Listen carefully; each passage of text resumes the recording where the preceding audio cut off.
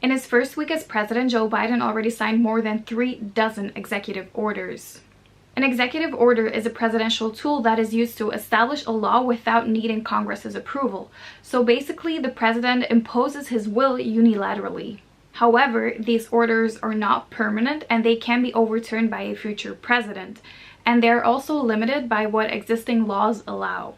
These numerous executive orders are causing Joe Biden to face some scrutiny because he already signed more executive orders than his predecessors did in that same time period. Donald Trump signed 4, President Obama signed 5, and George W. Bush didn't even resort to executive orders in his first week as president.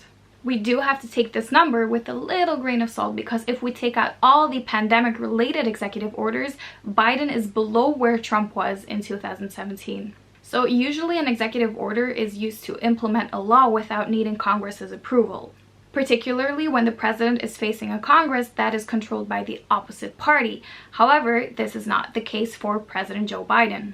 Because of the Democratic victory in the Georgia state runoff elections and Vice President Kamala Harris having the tie-breaking vote, the 117th Congress has a Democratic majority in both the House of Representatives and the Senate. Even though the Democrats hold a majority in the Senate, they have the smallest Senate majority in the history of the country. This means that if only one Democratic senator would vote against a proposed legislation, this legislation would fail. This actually brings us to the topic of this week, which is United States lawmaking. Let's start by giving you a little bit of background on the lawmaking power. The United States Constitution requires the government to have 3 different branches. We have the legislative branch, the executive branch, and the judicial branch. Article 1 of the United States Constitution states that all legislative powers herein granted shall be vested in a Congress of the United States. Both the House and the Senate are equal partners in the legislative process, which means that no law can be enacted without approval of both these chambers. So now let's go deeper into how a bill gets turned into a law. Simply put, there are 5 steps in lawmaking within the Congress. So the first step in this process is that a bill needs to be introduced by a member of the House or a member of the Senate. The thing is that a bill can be drafted by several parties such as committees, interest groups, congressional staff, or even the president. But only Congress members can officially introduce legislation in the House or the Senate. With regard to the introduction of a bill, both the Speaker of the House and the Majority Leader in the House play a crucial role because they get to decide the policy agenda. This basically means that they get to decide which proposal gets floor consideration. The second step in the lawmaking process is that the clerk of either the House or the Senate will refer the bill to a committee that has jurisdiction over that specific topic. So for example, on January 28th, a bill was introduced to establish a coronavirus mental health and addiction assistance network. This bill was assigned to the Senate Health, Education, Pensions, and Labor Committee. After that bill is referred to a certain committee, that committee gets to mark up the bill.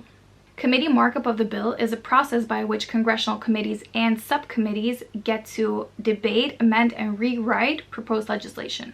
What frequently happens is that these committees, they refer the bill to one of their subcommittees. That subcommittee can request government reports or they can hold hearings so that experts or interested parties have the opportunity to offer a testimony on a certain issue. After the original bill is edited, the committee will send that bill to either the House or the Senate.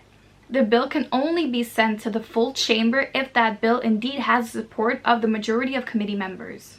After the bill is sent to the House or the Senate, the full chamber will debate on the bill, after which they will call for a vote on the proposed legislation.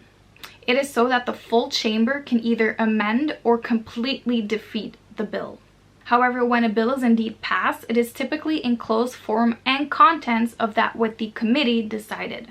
Important to mention here is that it is crucial that both chambers of the United States Congress need to approve a proposed legislation prior to presenting it before the president.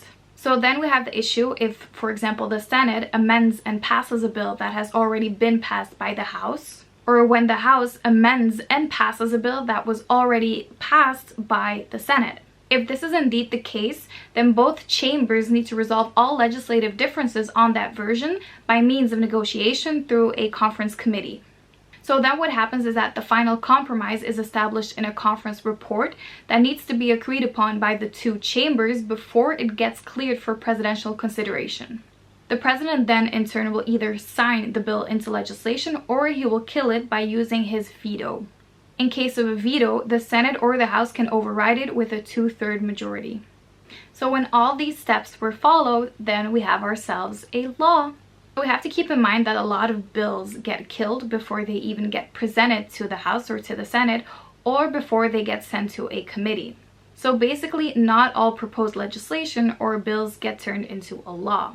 So at this moment, we're almost 1 month into the 117th Congress, and up until now, already 882 bills have been introduced into either the House or the Senate. Of those 882 proposed legislations, only one of them got signed into a law. For example, last Congress, the 116th Congress, had to deal with 16,601 proposed legislation, whereas only 344 of them got turned into an actual law. So here we are again at the end of another one of my videos. I hope you liked it. I hope you learned something. Please don't forget to subscribe to my channel and give me a thumbs up if you liked it. Bye!